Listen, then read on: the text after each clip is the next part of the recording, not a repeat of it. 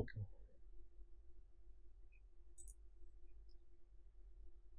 So let's begin. So yesterday we discussed random variables, discrete random variables, their mass functions and their probability distributions. ये हमने कल discuss किया था. तो उससे आगे का भी हम डिस्क्रीट रैंडम वेरिएबल का mean, variance and distribution function find करेंगे. ठीक है. Mean is nothing but average जो आप फाइंड करते हो स्टैटिस्टिक्स में. वेरिएंस भी वहीं से है स्टैटिस्टिक्स से. And distribution function is something different concept. तो अभी हम स्टार्ट करेंगे. आप सभी को दिखाई दे रहा है ये? सबसे पहले आप कंफर्म कर दो, ये विंडो दिखाई दे रही है? Anyone can confirm?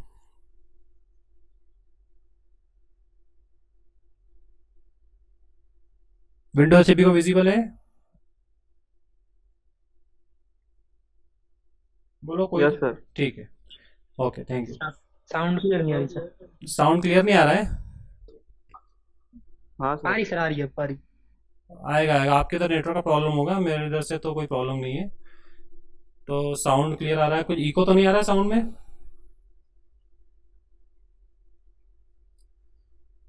Okay. So first of all we discuss mean, variance and standard deviations. So mean, variance, standard deviation किसी रैंडम वेरिएबल का हम कैसे डिफाइन करेंगे और कैसे फाइंड करेंगे वो मैं आपको बता रहा हूँ. So here mean is also called the expected value. यहाँ पर एक्सपेक्टेड वैल्यू एक न्यू टर्म है जो यूज कर रहे हैं हम, बिकॉज एक्सपेक्टेड वैल्यू इसलिए यूज किया है बिकॉज यहाँ पर जो रैंडम वेरिएबल की वैल्यूज हैं वो रैंडम है, दे डिपेंड ऑन चांस. इसीलिए हमने यहाँ पर एक्सपेक्टेड वैल्यू यूज किया है वर्ड, क्योंकि यहाँ पर रैंडम वेरिएबल की वैल्यू जो है वो फिक्स नहीं है कि हमेशा एक जैसी आएगी. जितनी बार आप एक्सपेरिमेंट रिपीट करोगे उतनी बार उसकी वैल्यू चेंज होती जाएगी. So that's why we call it expected value और सिंपली मीन. मीन हम यूज करते हैं स्टैटिस्टिक्स में, और यहाँ पर जनरली हम जो वर्ड यूज करेंगे वो है expected value. Here is it is the standard notation mu, and this is another standard notation expected value of x. This is called expected value of x. X is a discrete random variable. We are defining mean and expected values in case of discrete random variables. Okay, continuous random variable का case हम बाद में लेंगे. This is another notation x bar, and this is the formula for mean और expected value of random variable. So discrete random variable के case में अगर आपके पास में प्रोबेबिलिटी मास फंक्शन गिवन है, probability mass function you know, मैंने अभी कल बताया था आपको, probability mass function is given, then you can write this formula x into f x. And if mass function is not known and individual values are given together with their probabilities और in terms of table, अगर आपको tabular form में दिया है probability distribution, तो ये second वाला formula आप अप्लाई कर सकते हो. बिकॉज स्टैटिस्टिक्स में हम यूजुअली मीन कैसे फाइंड करते हैं, if you remember, in case of frequency distribution x bar is given by summation f I x I divided by summation of all frequencies. ये हमारा ऑर्डिनरी स्टैटिस्टिक्स में mean होता है. ओके, इसी से ये फॉर्मूला बना है. अगर इसको हम सिंप्लीफाई करें तो this will become summation f i upon what is the summation of all F, all frequencies. This is total number of observations. Statistics में जरा सा अगर आप याद करो तो ये वाला जो फार्मूला है, इस फार्मूले को फेमिलियर हो आप. इन केस ऑफ फ्रीक्वेंसी, अगर किसी डिस्ट्रीब्यूशन में फ्रीक्वेंसीज दिए तो आप इस तरह से मीन फाइंड करते हो. और इसी को थोड़ा सा सिंप्लीफाई करें हम अगर, तो ये कैसा बनेगा formula, summation f i upon n x i, summation over i. Sum of all the frequencies is equal to total number of observations. And f i क्या है यहाँ पर, जैसे f1 x1 plus f2 x2 plus f3 x3 ऐसे हम mean find करते हैं ordinary statistics में.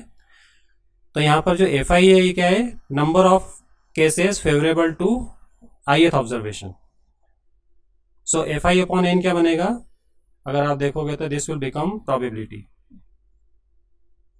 P i into x I.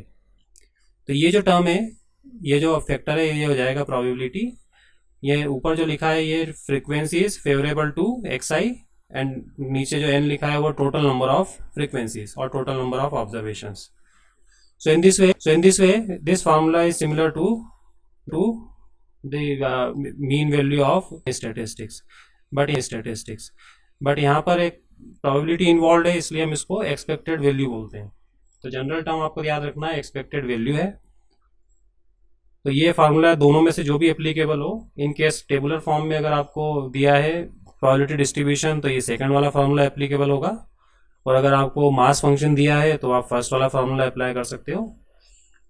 Okay, दोनों में से जो भी हो. तो ये होता है mean.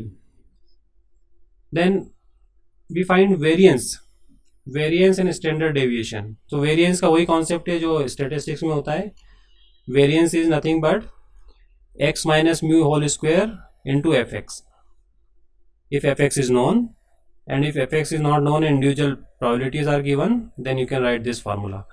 So variance of x statistics में क्या होता है? Variance of x is equal to summation I equal to 1 to n if values are known xi minus x bar whole square into frequencies.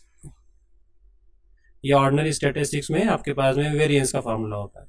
So same formula is appear. Because here 1 by n is also there, 1 by total number of observations. So again fi upon n will become probability. So in that case second formula will be applicable. तो formula बिल्कुल वही है जो statistics में use होता है, बस यहाँ पर चेंज इतना है कि फ्रीक्वेंसी की प्लेस पर प्रोबेबिलिटी आ गई है. Okay, so new thing is in we use probability in place of frequencies. यहाँ पर फ्रीक्वेंसी होती है fi, यहाँ पर होती है probabilities. These are probabilities. Okay, so that's why they are called expected values. ये भी एक्सपेक्टेड वेरिएंस है, एक्सपेक्टेड स्टैंडर्ड डेविएशन है. सो दीज आर द फॉर्मूले. यहाँ तक किसी को डाउट है तो आप पूछें. सिंपल फार्मूले हैं, और ये फार्मूले सिर्फ रैंडम वेरिएबल के केस में लगेंगे, क्योंकि प्रोबेबिलिटी सिर्फ रैंडम वेरिएबल के केस में ही हम फाइंड करेंगे. ऑर्डिनरी स्टैटिस्टिक्स में ये फार्मूले नहीं होते हैं, वहाँ पर प्रोबेबिलिटी की प्लेस पर फ्रीक्वेंसी आती है. राइट?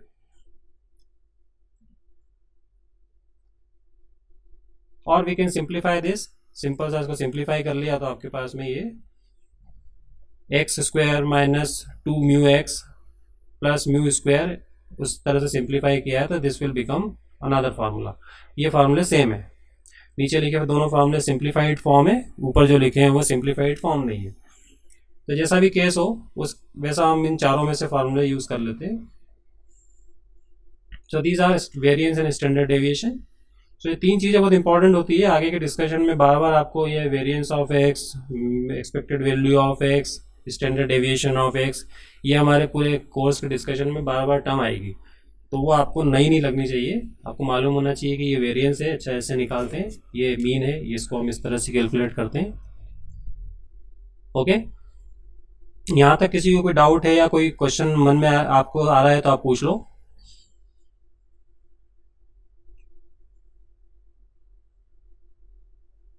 जस्ट सिंपल फार्मूले हैं, अभी इसमें कुछ भी हमने मैनिपुलेशन नहीं किया है.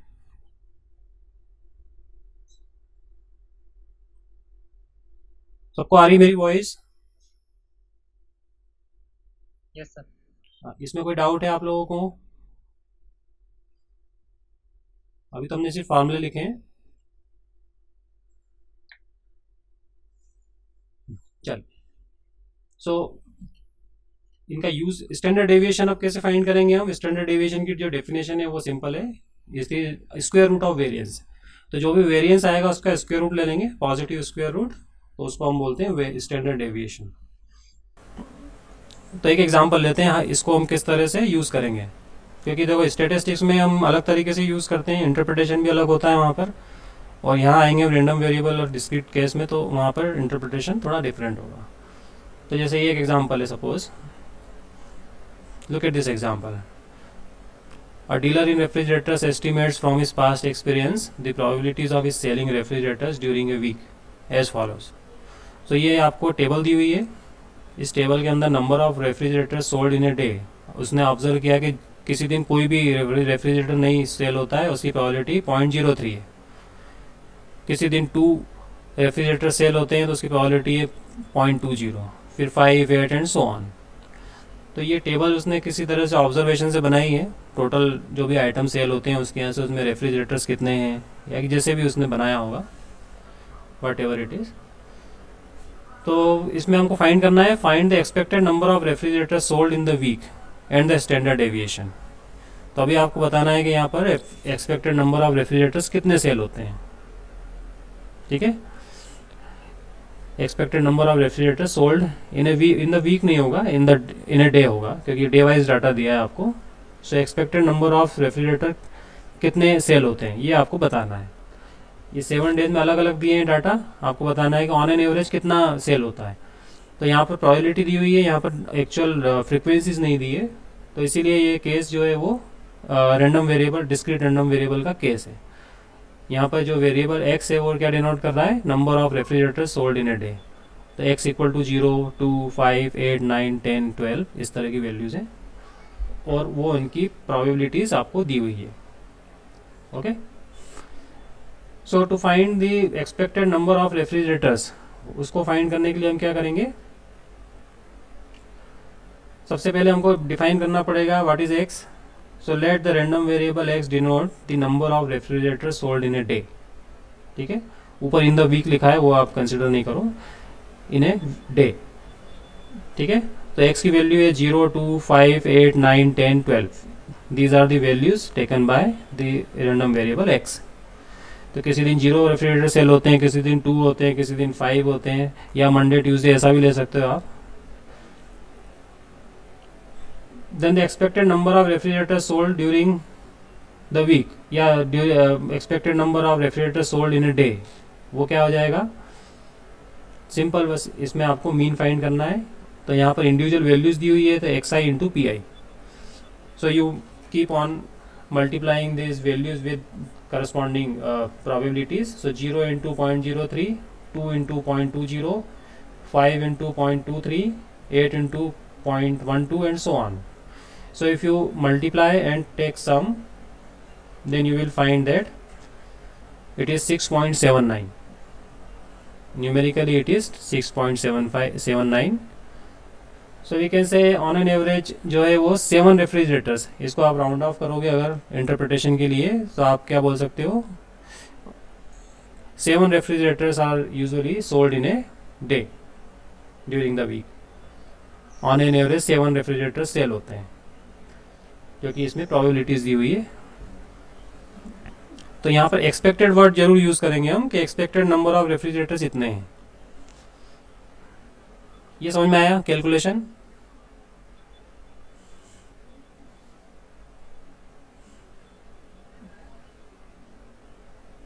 ये कैलकुलेशन समझ में आई? यहाँ पे इंडिविजुअल प्रोबेबिलिटीज दी हुई है, इसलिए हमने सिंपल सा formula xi into P I. तो ये xi इंटू पी आई का मतलब मीनिंग है x1 into p1, x2 into p2 and so on, corresponding probabilities से मल्टीप्लाई कर दें। तो ये हो गया मीन और expected number of refrigerator sold in a day during the week. Standard deviation अगर आप फाइंड करोगे तो इसको स्क्वायर रूट ले लेंगे हम, सिंपल सी बात है। वेरिएंस जो भी हम वेरिएंस फाइंड नहीं कर रहे हैं, डायरेक्ट फार्मूला भी अप्लाई कर सकते हैं। So you can see this is equal to 3.542। तो स्टैंडर्ड डेविएशन 3.542 है और मीन इसका है 6.79। सो इंटरप्रिटेशन जो देते समय हम इसको राउंड ऑफ कर देते हैं नियरेस्ट इंटीजर पे, क्योंकि 7 रेफ्रिजरेटर जनरली सोल्ड होते हैं और स्टैंडर्ड डेविएशन इसमें 3.5 है, तो हम 4 बोल सकते हैं, ये 4 का इसमें वेरिएशन है।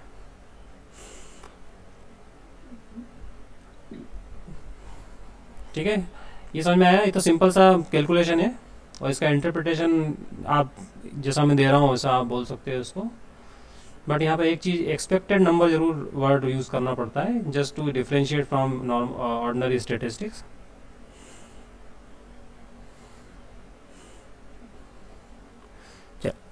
इसमें कोई डाउट है?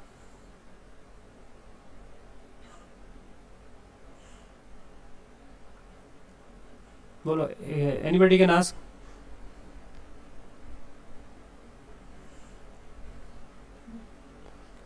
चल, तो ये आपके पास में एक्सपेक्टेड नंबर, एक्सपेक्टेशन बोल सकते हो, आपको मीन बोल सकते हो, वेरिएंस, स्टैंडर्ड डेविएशन, जो भी है प्रॉपर फार्मूला आप यूज़ करके आप फाइंड कर सकते हो. तो this is nothing new.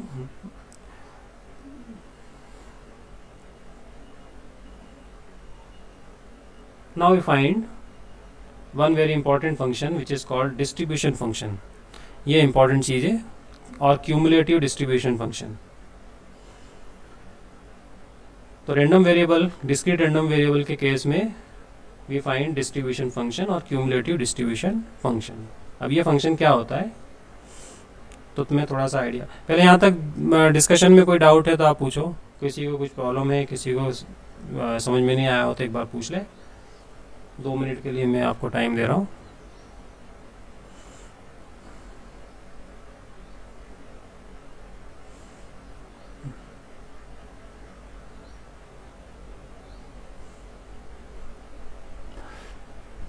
Okay, ठीक है. नहीं डाउट, मैं आगे बढ़ रहा हूँ. I proceed. एक बार कंफर्म करो, आवाज आ रही है मेरी? Anybody can confirm? Yes sir. आवाज आ रही है और ये विजिबल भी है, स्क्रीन विजिबल है? Yes sir, visual. ठीक है, ठीक है. तो डिस्ट्रीब्यूशन फंक्शन और क्यूमुलेटिव डिस्ट्रीब्यूशन फंक्शन, ये मैं आपको बता रहा हूँ ये क्या होता है in case of random variable. ये कंटिन्यूस केस में भी आएगा. सो देखो यहाँ पर normally for any discrete random variable what you have its probability mass function fx which is defined for discrete values of x. जैसे x की वैल्यू आपके पास में है x1, x2, x3 up to xn. Okay, और इसके लिए आपके पास में प्रोबेबिलिटी होती है p1, p2, p3 up to pn. Right? तो ये तो नॉर्मल स्मॉल fx जो है वो होता है. And these are the values at which this function is defined or these probabilities can be calculated. and apart from these values, in values के अलावा जो values हैं उन पर probability 0 होती है. we always assume that fx is 0 when x is not equal to xi. given जो values हैं इनके अलावा दूसरी values हैं उन पर probability 0 है. it is understood. okay? तो ये जो है function ये discrete values के लिए defined है और बाकी सभी जगह के लिए 0 है. now using this function, इस function को use करके can we define a function which is defined for all real numbers whether discrete or continuous, सभी values के लिए defined हो. that means अगर कोई आपसे पूछे what is the probability that x less than 4.75, तो आप बोलोगे ये तो x लेस देन और इक्वल टू 4.75 का क्या मतलब है. यहाँ तो जो प्रोबेबिलिटीज़ हैं वो तो डिस्क्रीट पर है, x1, x2, x3 and so on, या 0, 1, 2, 3 इस पर प्रोबेबिलिटीज़ हैं. Then how to find this probability? तो इस प्रोबेबिलिटी को फाइंड करने के लिए आप क्या करोगे, वो सारी प्रोबेबिलिटीज़ आप सारी वैल्यूज़ चेक करोगे जिस पर x डिफाइंड है 4.75 से कम. तो x equal to 1, probability x equal to 2, जो भी वैल्यूज़ हैं वो अप टू 4.75 से लेस कौन कौन सी वैल्यूज होंगी डिस्क्रीट, कुछ भी हो सकती है, 0, 1, 2, 3 या 2, 4 या 3, 4, इस तरह से कुछ भी हो सकती है. तो अगर आपको इस तरह की प्रोबेबिलिटीज फाइंड करना है तो उसके लिए आपके पास में अगर ये इस तरह से सम फाइंड करते हो then it is called the cumulative probabilities. This probabilities are called cumulative probabilities, क्योंकि इसमें x इक्वल टू 0 या जो भी स्टार्टिंग पॉइंट है वो भी ऐड हो रहा है, उसके बाद नेक्स्ट वाले पॉइंट पर, उसके बाद फिर next point and up to 4.75. तो ऐसी जो प्रोबेबिलिटीज होती है उनको हम बोलते हैं क्यूमुलेटिव प्रोबेबिलिटीज, जो ऐड होती जाती है. तो ऐसे फंक्शन को हम बोलेंगे cumulative distribution function. The function which gives such probabilities, that probability that x less than और equal to certain value. So इस फंक्शन को हम बोलेंगे distribution function. In general we find this probability that x less than or equal to small x for any value of x. अब मैंने यहाँ जो लिखा है ये वाला x जो लिखा है this is defined for all real. यहाँ x कुछ भी हो सकता है, आप यहाँ पर x की वैल्यू 1.5 भी ले सकते हो, 10.99 भी ले सकते हो, बट जो प्रोबेबिलिटीज़ निकल के आएंगी वो इसी की हेल्प से आएंगी, इस टेबल की हेल्प से आएंगी। तो अभी कैसे होगा ये हम आगे इसमें डिस्कस करते हैं। So distribution function is nothing. Distribution function किसको बोला है? डिस्ट्रीब्यूशन क्या, फिर से बोलो। डिस्ट्रीब्यूशन फंक्शन किसको बोला है? अभी मैंने डिफाइन नहीं किया है, ये हमारा प्रोबेबिलिटी को बोला है कि वो अंदर जो रैंडम वेरिएबल है उसको बोला है? नहीं, डिस्ट्रीब्यूशन फंक्शन रैंडम वेरिएबल का होता है, रैंडम वेरिएबल का डिस्ट्रीब्यूशन फंक्शन। ठीक है, मैं भी डिफाइन कर रहा हूँ इसको। अभी हमारे पास एट प्रेजेंट ये फंक्शन है जो स्मॉल एफ एक्स से, ये क्या है, प्रोबेबिलिटी मास फंक्शन। ठीक है, प्रोबेबिलिटी मास फंक्शन से हम डिफाइन करेंगे एक दूसरा फंक्शन जिसको मैं बोलूँगा कैपिटल एफ एक्स, ये होगा डिस्ट्रीब्यूशन फंक्शन। और ये जो फंक्शन है capital F x, this is defined as probability that x less than और इक्वल टू एक्स। ये जो फंक्शन है इसको डिस्ट्रीब्यूशन फंक्शन बोलेंगे, this is called distribution function. तो वेरिएबल डिस्ट्रीब्यूशन फंक्शन नहीं है, वेरिएबल का डिस्ट्रीब्यूशन फंक्शन है, वेरिएबल का प्रोबेबिलिटी डिस्ट्रीब्यूशन है। आया समझ में? सर ये स्मॉल एफ और कैपिटल एफ में फर्क क्या होता है? देखो ये ना, ये सामने लिखा है, ये स्मॉल एफ जो होता है ना वो ये होता है, स्मॉल एफ की वैल्यू होती है इन डिस्क्रीट पॉइंट पे, f of x1 is equal to p1, f of x2 equal to p2। ठीक है, ये स्मॉल एफ इस तरह से वैल्यूज देता है, बट कैपिटल एफ जो होता है ना वो क्या करता है, वो इस तरह से वैल्यूज देगा। देखो F of x1 plus F of x2, ये सम ऑफ प्रोबेबिलिटीज होगा। कैपिटल एफ जो है वो सम ऑफ प्रोबेबिलिटीज होगा, इसीलिए इसको क्यूमुलेटिव हम फंक्शन भी बोलते हैं। This is sum of probabilities up to that value, जो भी यहाँ वैल्यू हम स्पेसिफाई करेंगे। तो दोनों में थोड़ा सा डिफरेंस है। कैपिटल एफ इस तरह की प्रोबेबिलिटीज कैलकुलेट करता है, इससे small F sorry.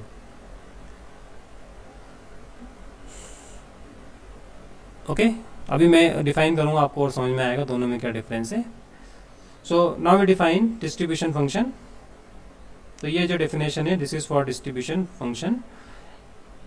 If x is a discrete random variable with the probability mass function small f(x), then the function given by this capital F(x), which is defined like this: probability that capital X less than or equal to x is sum of all the probabilities up to that value x, where this x lies between minus infinity and infinity. तो पहले जो function था हमारे पास वो discrete value के लिए defined था, small F x. अब ये फंक्शन डिफाइंड है फॉर ऑल रियल वैल्यूज। ये स्मॉल एफ एक्स जो है वो discrete values x1 x2 x3 जो भी वैल्यूज उनके लिए डिफाइंड है। कैपिटल एफ एक्स है वो सारे रियल नंबर्स के लिए डिफाइंड है। अब आप कोई भी रियल नंबर ले लो तो आप इजीली फाइंड कर सकते हो probability that x less then that real number. इसको हम बोलते हैं प्रोबेबिलिटी, इसको डिस्ट्रीब्यूशन फंक्शन और क्यूमुलेटिव डिस्ट्रीब्यूशन फंक्शन। ये जो है दिस इज पीडीएफ, इसको अगर आप बोलोगे तो probability distribution function, and this is called CDF, cumulative distribution function. Okay, तो ये डिस्ट्रीब्यूशन फंक्शन और cumulative distribution function of x, and it satisfies the following condition. Okay, conditions, it satisfies the following conditions. So if you look at the definition, probability that x less than minus infinity, usually हम x की values जो है वो specify करते हैं 0 1 2 3 and so on. सो ये जो हमेशा 0 आएगी। कैसे 0 आएगी? f ऑफ माइनस इन्फिनिटी का मीनिंग क्या है? Probability that x less than और equal to minus infinity. So we know that there is no number less than or equal to minus infinity. इस इंटरवल के बाहर कोई रियल नंबर है क्या? इस इंटरवल के बाहर कोई रियल नंबर नहीं है, तो ये प्रोबेबिलिटी हमेशा 0 आएगी। ये डिस्ट्रीब्यूशन फंक्शन में इसकी वैल्यू हमेशा 0 होगी। And f of plus infinity is 1। So by definition f of infinity means probability that x less than और equal to infinity. So this is always 1 because every number lies in this interval. Every number, real number, is less than infinity. So this will be by definition 1. So this is the first property which this distribution function is, and this is also cumulative since all the probabilities are positive, so this is increasing function. So monotonically increasing function है. If a less than b, then f of a less than or equal to f of b, because some probability may be 0 there. And this is very important. If the range of x consists of the values x1 less than x2 up to ऐसे arranged है अगर values x1 x2 x3, then you can find the probability distribution function using the distribution function. This is probability distribution and this is distribution function. दोनों में slightly difference है, confuse नहीं होना है. ये है distribution, probability distribution और probability mass function, and this is this is distribution function और cumulative distribution function. तो ये फॉर्मूले से आप फाइंड कर सकते हो probability mass function और probability distribution. ओके, बिकॉज आपने अगर डेफिनेशन आप देखोगे तो यहाँ पर देखो ये है xi और ये है xi माइनस 1. ठीक है, सो f ऑफ xi क्या है? f ऑफ xi अगर आप फाइंड करो तो f of xi is nothing but sum of all the probabilities up to this. f of xi is this. ठीक है, and f of xi minus 1 क्या है? This is sum of all the probabilities up to this f of xi minus 1. तो ये जो आपके पास दोनों का डिफरेंस फाइंड करोगे तो वो हो जाएगा प्रोबेबिलिटी f ऑफ xi. ये वाला पार्ट अगर आप हटा दो यहाँ से तो ये वाला पार्ट बचेगा बस. तो this is the probability mass function, value of probability mass function. ये 3 प्रॉपर्टी आपको ध्यान रखना है. तो ये जो फंक्शन है, ये फंक्शन हमने डिफाइन किया है for all real values of x. ठीक है, ये अब कैसे कैलकुलेट करेंगे, दोनों का यूज़ कैसे करेंगे, ये आगे मैं एग्जांपल में बताऊंगा. तो अभी ये डेफिनेशन आप ध्यान रखो. ये फंक्शन और दूसरा जो स्मॉल एफ एक्स है, दोनों में डिफरेंस ये है कि स्मॉल एफ एक्स जो होता है वो इंडिविजुअल डिस्क्रीट वैल्यूज़ पर प्रोबेबिलिटी देता है डायरेक्टली, और कैपिटल एफ एक्स जो है वो फंक्शन है जो क्यूमुलेटिव प्रोबेबिलिटीज़ देता है, sum of probabilities. This is sum of probabilities up to that value जो हम स्पेसिफाई करेंगे. दोनों में डिफरेंस इतना है. फॉर एग्जाम्पल जैसे ये लेते हैं हम, इसका डिस्ट्रीब्यूशन फंक्शन बनाते हैं.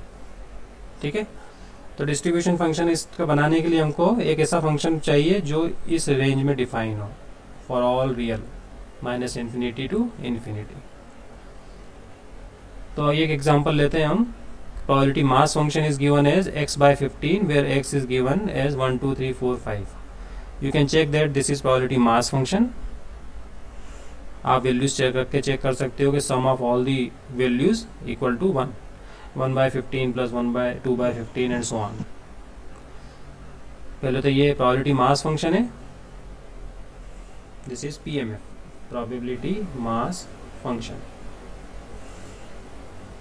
अब इससे बनाना है आपको distribution function. So what is distribution function? अगर आप डेफिनेशन देखोगे तो capital F x equal to probability that x less than और इक्वल टू एक्स. ये डेफिनेशन से आपको बनाना है. So to find the distribution function, ये डिस्ट्रीब्यूशन फंक्शन है F x which is defined like this, probability that x less than और equal to x. Now can you find the value for x less than 1? अगर यहाँ पर x less than 1 कोई भी value है, suppose यहाँ -1 हो, सपोज या 0 ही हो, x 0, हाँ 0, क्योंकि x लेस देन 0 है तो उसके लिए प्रोबेबिलिटी यहाँ चेक किया आपने, यहाँ तो 0 है. Probability that x less then 0 is 0 या x लेस देन 1 इज 0. इसका मीनिंग क्या है कि ये 1 2 3 4 5 पर तो ये वैल्यू है, और इसके अलावा जो वैल्यू है दूसरी वैल्यू उन पर ये फंक्शन 0 है. तो ये जो अगर आप देखोगे x लेस देन 1 के लिए 0 है, इसका मतलब क्या है कि माइनस इन्फिनिटी टू 1 ये 0 है. ठीक है, कोई प्रोबेबिलिटी नहीं है तो सम निकालेंगे कैसे हम? Now next is x less then 2, 1 से लेकर 2 के बीच में, 1 से लेकर 2 के बीच में अगर आप देखोगे 1 इंक्लूडेड ईयर, सो 1 से 2 में कौन सी वैल्यू एज्यूम करता है x, यहाँ देखो 1 से लेकर 2 में एक ही वैल्यू है जो एज्यूम कर रहा है, वो है 1। सो x इक्वल टू 1 पे क्या आ जाएगी, 1/15 जो यहाँ लिखी है मैंने। इस इंटरवल में only 1 value is assumed by x which is x equal to 1 end point, और उस पर जो प्रोबेबिलिटी है वो है 1/15। So if between 1 and 2, for example अगर किसी ने आपसे ये पूछा what is the probability that x less than और equal to 1.7, can you give this probability?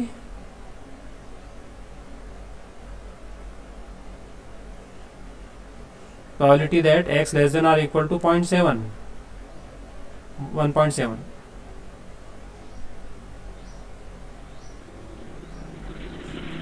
क्या है probability? 1/15 1/15। आप कोई भी वैल्यू ले लो, 1.95 भी ले लो, x लेस देन 1.95, ये 1/15 ही रहेगी। इस इंटरवल के अंदर जितनी भी वैल्यूज हैं उनके लिए एक्सेप्ट 2, जितनी वैल्यूज हैं उनके लिए प्रोबेबिलिटी है 1/15, क्योंकि इस इंटरवल में एक ही वैल्यू एक्स एज्यूम करता है, वो है 1। लेकिन हमने जो डिफाइन किया उससे हमको एडवांटेज क्या मिला कि आपसे किसी ने बोला यार बताओ चलो 1.8 से लेस कितनी है probability that 1x less than 1.8, क्योंकि उसको नहीं मालूम है कि डिस्क्रीट वैल्यू ले रहा है। आप तो सीधे से मुझसे पूछ लिया 1.8 से लेस कितनी है, या आपसे पूछ लिया कि 2.5 से लेस प्रोबेबिलिटी बताओ x की, तो आप ये फंक्शन देख के डायरेक्ट बता सकते हो, इसमें आपको ऐड करने की जरूरत नहीं पड़ेगी। तो 1 से 2 के बीच में अगर आप देखोगे तो 1/15 है। Now what about 2 and 3, if x lies between 2 and 3, so when x lies between 2 and 3, so probability f of x क्या होगा यहाँ पर, probability that x less than और equal to x where x is lies between 2 and 3, okay. So ये क्या आएगी, probability that x equal to 1 then probability that x equal to 2, ठीक है। 3 नहीं आएगा, 3 आउटसाइड वो है प्रोबेबिलिटी। हाँ 2 and सर 2 and 3 की 1 से 3 के बीच में 2 and 3, 1 से 3 के बीच में तो हम निकाल लेंगे ऐड करके। 1 से 2 के बीच में 1/15 है, तो ऐड करके तो क्यूमुलेट 2 and 3 जो एंड ऐड पॉइंट, करेंगे तो ही तो 1 + 2। हाँ तो ऐड करेंगे ना, इसमें ये हो रहा है ऐड, देखो 1/15 प्लस 1/5, तो ये हो जाएगा कितना होगा ये, सर 1/5 कैसे आई 2 से 3 के बीच में? एक मिनट देखते हैं ना अपन, इसमें ये आ जाएगा कितना, 15 आ गया इसका, 3 प्लस सॉरी 1 + 3, 4/15। हाँ 2 से 3 में चेक कर लो एक बार, 1 and 2 पर ऐड करेंगे हम, तो ये मेरे ख्याल से 4/15 होगा ये। सर ये जो प्रोबेबिलिटी निकाली है ये 1 से 3 के बीच में होनी चाहिए ना? नहीं 2 से 3 के बीच में, 1 से 2 के हमारा इंटरवल जो है ना, इन इंटरवल के बीच में निकाल रहे हैं, 1 से 2, फिर 2 से 3, फिर 3 से 4, 4 से 5, एक्स की वैल्यूज जो है वो 2 से 3 के बीच में 1/5 कैसे होगी सर? हाँ वही मैं देख रहा हूँ यहाँ पे कैलकुलेशन। तो यहाँ पर हमने रखा x लेस देन और इक्वल टू सॉरी हाँ बिटवीन 2 and 3, तो ये प्रोबेबिलिटी अप टू 2 ऐड होगी, 15 हो गया कितना, हाँ 2/15, 4/15 2/15 आएगा ये, सर, वो 1/15 प्लस 2/15 आएगा। हाँ 2/15 है यार ये, हाँ 2 है ना ये, तो एकदम 2/15 है ये। सर प्रोबेबिलिटी ऑफ 2 तो सर 2/15 होगा ना? हाँ हाँ हाँ 2/15 है ना ये, मैंने यहाँ सर देखा वहाँ पे आप 1/5 मिलती है। नहीं ये मैंने यहाँ सर देखा। 1/5 ऐसे आया, सर ये- 1/5 वो ऐसे आया है कि वो 1 से 3 के बीच में दी है। हाँ तो ये ना 1 + 3, 3/15, ये यहाँ से हाँ सर, तो 1/5 1/5 फिर 1 से 3 के बीच में आएगा ना सर? है, नहीं ये 1/5 1 से 3 के बीच में आना चाहिए ना, क्योंकि P 1 से लेके 2 तक के बीच में 1/15 काउंट कर रहे हैं अपन सर। तो ये जो प्रोबेबिलिटी है ये ऐसी है, मैं बता रहा हूँ कि ये वाला जो x है ना, ये वाला, ये इस x की बात कर रहा हूँ, ये x अगर 2 से 3 के बीच में है, ये वाला x, तो जैसे किसी ने बोला कि yes sir, yes sir, yes sir. 2.57, हाँ सर, ठीक है, तो उसके लिए ये प्रोबेबिलिटी 1/5 यस सर है ना। तो ये इस x की बात कर रहा हूँ मैं ना, आप इस कंफ्यूज नहीं हो। ये वाला x जो है इस x को 2 से 3 के बीच में हो, तो उसके लिए हमने प्रोबेबिलिटी कैलकुलेट की है कि 1/5 है, क्योंकि ये प्रोबेबिलिटी x लेस देन और equal to any value between 2 and 3 is this 1/5। Similarly अब आप नेक्स्ट लोगे अगर 3 से 4 के बीच में, अगर x lies between 3 and 4 then probability that x less than or equal to x where x lies between 3 and 4, 3.1 से लेकर 3.99 कुछ भी वैल्यू हो सकती है। तो ये क्या होगी, probability that x equal to 1, then probability that x equal to 2, then probability that x equal to 3। तो क्या 3 से 4 के बीच में यही वैल्यूज है, मतलब टोटल जो वैल्यूज है x लेस देन और इक्वल टू दिस। जैसे किसी ने बोला है कि probability that x less then 3.25, तो probability x लेस देन 3.25 में कौन कौन सी आ जाएंगी, 1, 2 and 3, क्योंकि 3.25 से कम वैल्यूज कौन कौन सी एज्यूम कर रहा है ये, 1, 2 and 3। ठीक है, 3.25 से हाँ ऐड कर दो इन सबको। 3.25 से छोटी मतलब वो तो कितनी भी छोटी हो सकती है ना। हाँ हो सकती, पर एक हमारा जो प्रोबेबिलिटी है वो 3.25 से कम कौन कौन सी वैल्यूज है, बाकी सब जगह 0 है। 3.25 से 1 तक भी लेगा ना वो। 1, 2, 3 बस 3 ही तो वैल्यूज हैं जिन पर एफ एक्स नॉन जीरो फिर है। वो तो सर यहाँ पे जो इंटरवल लेंगे वो फिर 1 से चालू होना चाहिए ना। कहाँ से, तो वो तो कैलकुलेट कर लिया ना हमने, 1 से लेकर 3 तक तो हमने कैलकुलेट कर ही लिया, वो 1/5 है, हमने कैलकुलेट कर ही लिया सर क्यूमुलेटिव। 1 से उसमें 2 से 3 लिखा हुआ है और नीचे भी 3 से 4 लिखा हुआ है। ये वाला जो x है ना बेटा, ये वाला x हम बता रहे हैं कि ये वाला x अगर 3 से 4 के बीच में हो, 3 से 4 के बीच में ये वाला x, ठीक है, ये वाला x 3 से 4 के बीच में हो, 3 से कम वाले के लिए हमने कैलकुलेट कर ली 1/5। मैं बता रहा हूँ इसके 3 और 4 के बीच में अगर x हो, जैसे 3.25 है, तो ये कैलकुलेट कैसे करेंगे actually, probability that x less than 3.25 is probability that x equal to 1, जो कि यहाँ पर दी हुई है, ये probability that x equal to 2, probability that x equal to 3। इसके अलावा कोई वैल्यू ही नहीं है जिस पर probability नॉन जीरो हो, तो इन तीनों को ऐड कर दो तो ये आ जाएगा आपके पास में 2/5। चेक कर सकते हो आप, ये हो गया 1/15, ये हो गया 2/15, ये हो गया 3/15। इसके अलावा सारी प्रोबेबिलिटीज 0 है, तो ये ऐड किया तो 2/5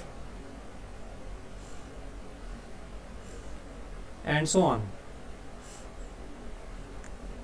now look at the last value, ये लास्ट जो वैल्यू है ना ये भी इंपॉर्टेंट है, ये दिस शुड ऑलवेज बी 1, ये सम हमेशा 1 होना चाहिए। इसका मीनिंग क्या है, x greater than or equal to 5, what is the meaning of this, so probability that x less than or equal to x when x is greater than 5। तो अगर किसी ने पूछा कि probability that x less than 5.5 ये क्या है, तो आप सिंपल सा बोल दो कि 1 है। ये क्यों 1 है, क्योंकि x की वैल्यू 5.5 से कम अगर आप देखोगे तो कौन कौन सी वैल्यूज हैं जो आप ले रहा है यहाँ पर, 1, 2, 3, 4, 5, सिर्फ इन्हीं पर 0 है, नॉन जीरो है। सो probability that 1, probability that 2, probability that 3, probability that 4 and probability that 5, ये सारी वैल्यूज जो है 1 है। तो ये अगर 1 नहीं आता है तो आपका कैलकुलेशन रॉन्ग है, दिस शुड ऑलवेज बी 1। तो this is how we construct this distribution function. और ये डिस्ट्रीब्यूशन फंक्शन जो है ये this is defined for all x. तुम कोई भी मुझे एक्स बताओ, मैं प्रोबेबिलिटी बता दूंगा। ये जो एक्स है कोई भी वैल्यू बता दो, आप प्रोबेबिलिटी आपको यहाँ से इसके थ्रू मिल जाएगी। अगर कोई पूछे x इक्वल टू 11 के लिए क्या है, तो x इक्वल टू 11 के लिए आप बता दोगे 1, cumulative probability, I am telling cumulative probability. किसी ने पूछा अगर x लेस देन और इक्वल टू 11 क्या है, तो आप सीधे बता दोगे 1 है। किसी ने पूछा है x लेस देन और इक्वल टू 0.5 क्या है, तो आप यहाँ देखोगे कि 0.5 से कम तो 0 है, तो ये 0 हो जाएगी। किसी ने पूछा probability that x less then 7.5 क्या है, तो 7.5 आप बता दोगे which is 1. So you can tell probability for any value, cumulative probability for any given value of x, whether discrete or real. Okay, discrete value or non-discrete value. So ये जो function है दोनों में थोड़ा डिफरेंस है. ये पूरे real number के लिए डिफाइंड है और ये वैल्यू जो है वो 1 2 3 4 5 के लिए डिफाइंड है. दोनों में बस ये डिफरेंस है. This is cumulative, this is individual function, discrete function.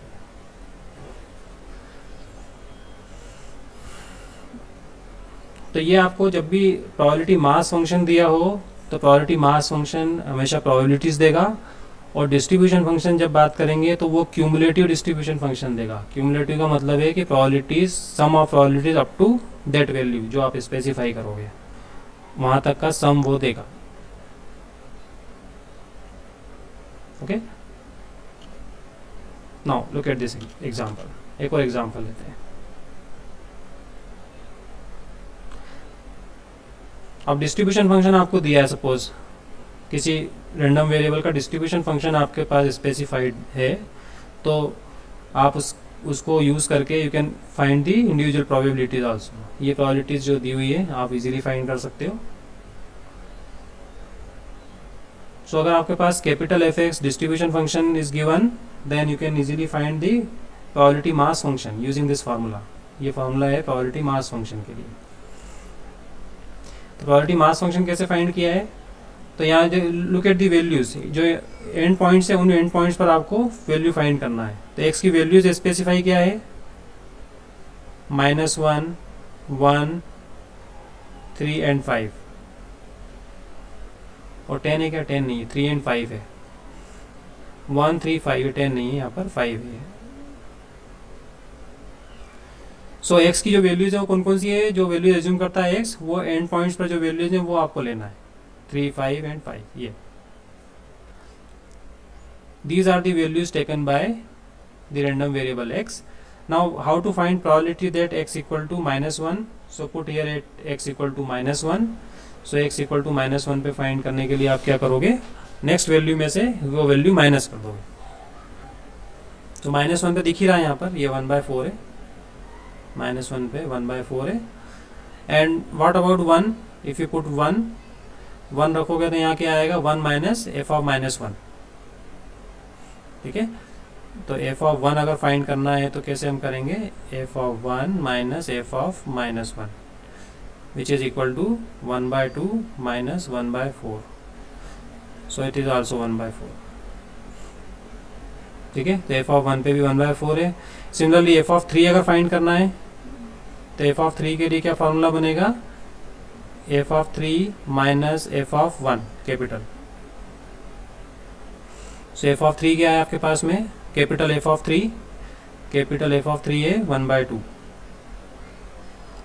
और कैपिटल एफ ऑफ 1 क्या है, सॉरी 1/2 है, 3/4 है. 3 पर 3/4 है. यहाँ पर देखो 3 पर 3/4 है और 1 पर है 1/4, 1/2 सॉरी, ये 1/2 है, तो ये हो गया 1/4. So next value minus previous value. Simple सी बात है. If you want to find the probability mass function using distribution function, then this is the formula. Next value minus previous value. So ये आपके पास में values इस तरह से find कर सकते हो. So individual 1 के लिए probability है 1/4, 3 के लिए probability है again 1/4, और 5 के लिए भी आप find करोगे तो 1/4 ही आएगी. चेक कर सकते हो, 1 माइनस 3/4. अगर आप f of 5 पर फाइंड करो, के स्मॉल एफ ऑफ 5 फाइंड करना चाहते हो तो capital F of 5 minus f of 3. ठीक है, 1 माइनस 3/4, 1/4. तो ये भी 1/4 ही आएगी. Then you can see sum of all these probabilities is 1. ये इंपॉर्टेंट चीज है, 1/4 1/4 1/4 1/4.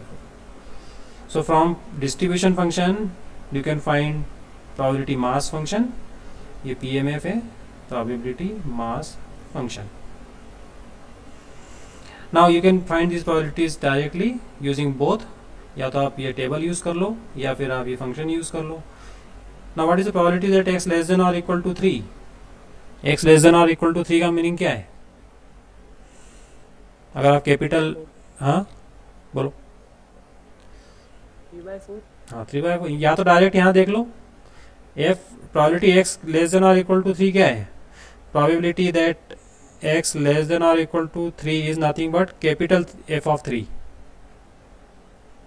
है। ये कैपिटल f ऑफ 3 डेफिनेशन है डिस्ट्रीब्यूशन फंक्शन की। Capital f of 3 is probability that x less than और equal to 3 which is from here you get 3/4। सो ये 3/4 है। और अगर स्मॉल f से निकालना हो तो कैसे आएगा? f of -1 plus f of 1 plus f of 3, तीनों को ऐड कर देंगे, 1/4 1/4 1/4।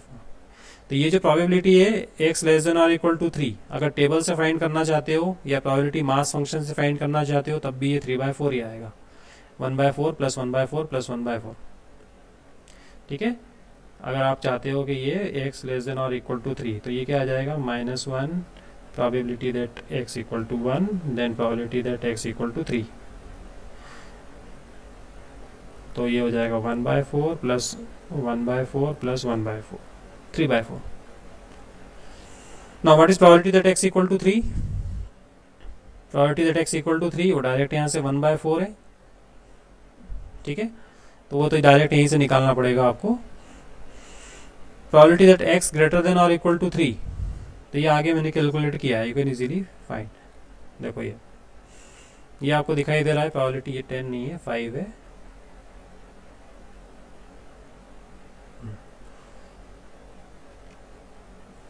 तो ये आप डायरेक्टली फाइंड कर सकते हो यूजिंग टेबल और डिस्ट्रीब्यूशन, दोनों में से कोई एक जो भी दिया हो उससे आप फाइंड कर सकते हो। ये तो जस्ट समझाने के लिए मैंने दोनों से करके बताया आपको कि दोनों कैसे रिलेटेड है। जो स्मॉल एफेक्ट्स है उसमें हमको इंडिविजुअल प्रोबेबिलिटी ऐड करना पड़ती है। देखो स्मॉल एफेक्ट्स यूज़ करना चाहते हैं तो हमको ऐड करना पड़ रहा है मैन्युअली, जबकि कैपिटल एफेक्ट्स में हमको एडवांटेज ये है कि हम डायरेक्ट यहाँ से देख कर ही बता सकते हैं कि 3/4 है। यहाँ हमको ऐड करना पड़ा, एक एक कैलकुलेट करके फिर ऐड किया हमने। x ग्रेटर देन और इक्वल टू 3 अगर फाइंड करना है तो वैसे आ जाएगा, you can write down like this. ये x लेस देन और इक्वल टू 1 क्यों लिखा मैंने? क्योंकि इसका मीनिंग क्या होता है? Probability that x 1 minus x less then 3, ऐसा है। x लेस देन 3 में मतलब x लेस देन और इक्वल टू 1, क्योंकि 3 से कम जो वैल्यू है वो क्या है? 1 है, 2 है ही नहीं। तो x लेस देन 3 का मीनिंग है x लेस देन और इक्वल टू 1। तो इसका ये लिखने का मीनिंग क्या है? एडवांटेज क्या है? f ऑफ 1, इसको लिख सकते हैं f of 1 and you can read f of 1 from here. f of 1 is 1/2, so 1 minus 1/2 is 1/2 and directly you can also find using table। ये टेबल यहाँ लिखी है तो यहाँ पर क्या आएगा? f of 5, f of 3 plus f of 5। Small effects अगर यूज़ करना है प्रोबेबिलिटी मास फंक्शन तो आपको मैन्युअली ऐड करना पड़ेगा और फिर वैल्यू आ जाएगी दोनों से, पर दोनों से वैल्यू सेम आएंगी। एक में आपको डायरेक्ट वैल्यू मिल रही है, दूसरे में आपको मैन्युअली कैलकुलेट करके वैल्यू डालना पड़ रही है। Now what is the value about between -0.4 and 4? ये इंपॉर्टेंट चीज़ है। अगर ऐसा इंटरवल दे दिया तो आप ये नहीं कह सकते अगर ये तो -0.4 तो है ही नहीं, तो ये वैल्यू कैसे फाइंड करें? तो आपको ये देखना है कि -0.4 और 4 के बीच में कौन कौन सी वैल्यूज है जिन पर ये डिफाइंड है फंक्शन स्मॉल एफेक्ट्स। तो यहाँ पर कैसे आएगा?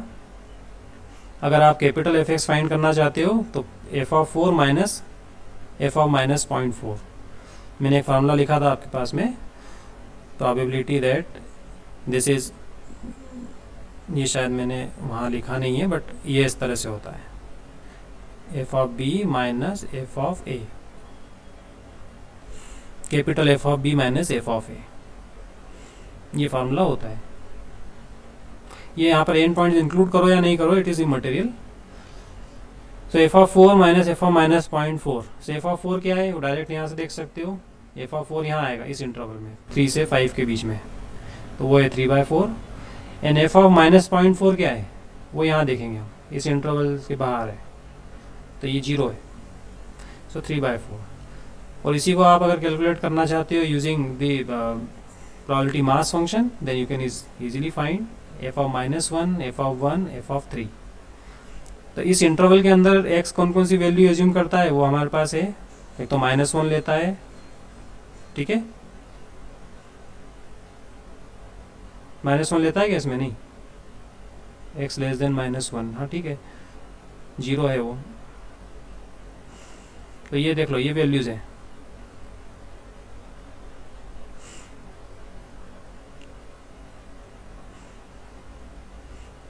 ओके,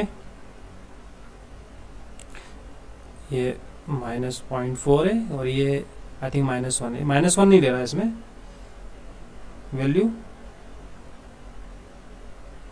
क्या ले रहा है ये? F of -1 should not be there, I think. ये -1.4 होगा, मैंने थोड़ा मिस्टेक हो सकता है यहाँ पर. 1.4 होगा ये, इसको 1.4 कर लेना. -0.4 को लिखेंगे तो -1 उसमें इंक्लूड नहीं है, -1 इज आउटसाइड. तो ये ऐसा हो -1.4, तब भी 0 ही है ये तो, -1.4 पे. तो दोनों तरीके से आप फाइंड कर सकते हो. यहाँ पर ये देखना पड़ेगा आपको कि x की कौन कौन सी वैल्यूज हैं जो एज्यूम कर रहा है वो, और यहाँ पर आप direct f of 4 minus f of -1.4 करके निकाल सकते हो. So this is how you can calculate. जो भी एप्लीकेबल हो या जो भी आप कन्वीनियंट लगे आपको. टेबुलर फॉर्म में करना है टेबुलर फॉर्म में कर लो, और आपको डिस्ट्रीब्यूशन फंक्शन बना के करना है तो उससे कर सकते हो, right. Now let take an example, practical example.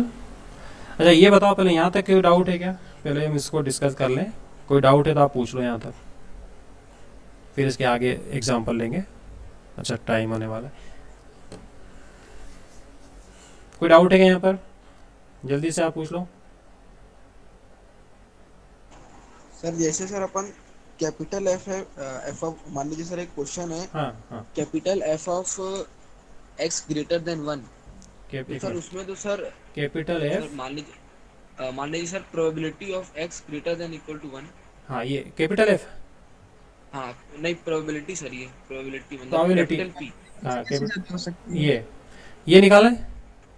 हाँ सर, ये अगर निकालना हो सर तो इसमें तो सर जो स्मॉल एक्स है सर वो 3 भी हो सकता है, 5 भी हो सकता है. हाँ लेकिन अपन 135. तो सर हमेशा हाँ सर 135. हाँ. लेकिन सर हम तो हमेशा के लिए डिफाइन कर देते हैं वो चीज, मतलब नहीं, आपको ये देखना है कि x की ग्रेटर देन और इक्वल टू 1 है. तो यहाँ आपके पास कौन सी वैल्यू है जिन पर ये अवेलेबल है, बाकी सब जगह 0 है. इसका मीनिंग होता है f ऑफ 1, f ऑफ जो भी है 3 एंड f ऑफ 5.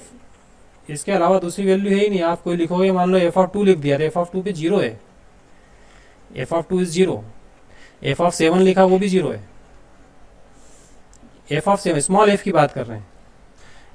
ये थोड़ा सा स्मॉल f समझ लो. f x जो लिखा है ना यहाँ पर, x/15, ये 1 2 1 3 जो भी है 5 -1 5 3 7 के लिए, बाकी जगह 0 है.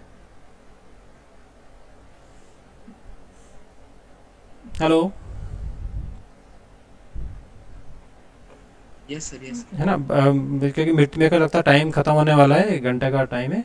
तो अभी आप ये थोड़ा सा इस वीडियो को और देखना आप लोग, आपके पास वीडियो रहेगा ये. तो कोई डाउट है देन नेक्स्ट क्लास में आप मुझे रेज कर सकते हो, ठीक है. अभी मेरे ख्याल से 1 घंटा हो गया है इसको. सर स्लाइड्स शेयर कर सकते हैं क्या? हाँ अभी ये इस पे आ जाएगा, यूट्यूब लाइव होगा तो ये इस पे अभी कुछ देर में अपलोड हो जाएगा. तो अभी ये जो मैंने लिखा है इसको आप अच्छे से रीड करो, अच्छे से आप वीडियो देखो, उसके बाद में फिर हम इसको डिस्कस करेंगे ना, क्योंकि टाइम ओवर हो रहा है. कभी भी एक बंद हो जाएगा. ओके, सो विद दिस, ठीक है. ओके, ये एक एग्जांपल और है. अगर आपको दिखाई दे, अगर ये लिंक डिस्कनेक्ट नहीं हुई हो तो you can see this example. चलिए नेक्स्ट टाइम कर लेंगे इसको. सो अभी के लिए this is, thank you very much. Next class में हम डिस्कस करेंगे. Okay, few popular distributions you can familiar with, you are familiar with, ये भी हम डिस्कस करेंगे बाद में. Okay, so thank you very much. आप लोग डाउट जो भी है वो आप नोट करके रखो और मुझसे भी पूछ लेना।